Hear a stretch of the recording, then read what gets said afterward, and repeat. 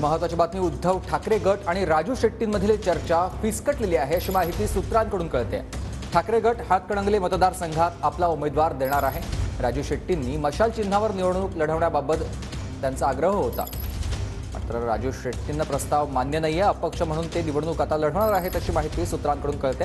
माजी आमदार सत्यजित आबा पाटील यांना उमेदवारीची आता शक्यता आहे अशी माहिती सूत्रांकडून कळते। दिनेश दुखंडे माझे सहकारी आपल्यासोबत जोडले गेलेत अधिक माहिती देण्यासाठी। दिनेशजी, काय अधिकची माहिती? होय, शिवसेना आणि स्वाभिमान संघटनेचे नेते राजू शेट्टी यांच्यातली बोलणी फिसकटल्याची माहिती विश्वसनीय सूत्रांकडून मिळते। हातकणंगले लोकसभा मतदारसंघात शिवसेना युबीटी आता आपला उमेदवार देण्याच्या तयारीत आहे। कोल्हापूर शाहूवाडीचे पक्षाचे माजी आमदार सत्यजित आबा पाटील यांना उमेदवारी दिली जाण्याची दाट शक्यता व्यक्त केली जाते आहे।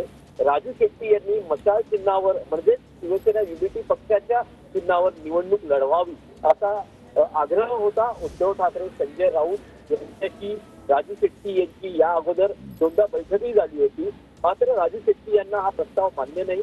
राजू शेट्टी हे अपक्ष निवडणूक लढण्यावर ठाम आहेत, पण महाविकास आघाडी आपण येणार नाही, अपक्ष निवडणूक लढवू, पण शिवसेना युबीटीकडून आपल्याला पाठिंबा हवा आहे हे सतत सांगत होते। काँग्रेस एनसीपीच्या नेत्यांशी त्यांचा संपर्क नव्हता, त्यामुळे काँग्रेस एनसीपीचे नेतेही नाराज होते।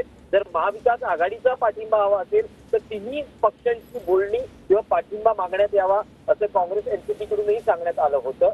त्यासाठीही काही प्रयत्न सुरू होते, पण आता एकूण असं दिसतं आहे की शिवसेना युबीटी आपला उमेदवार देण्याच्या तयारीत आहे, कारण राजू शेट्टी हे अपक्ष निवडणूक लढवण्यावर ठाम आहेत। नक्कीच, धन्यवाद तुम्ही दिलेल्या सविस्तर माहितीसाठी।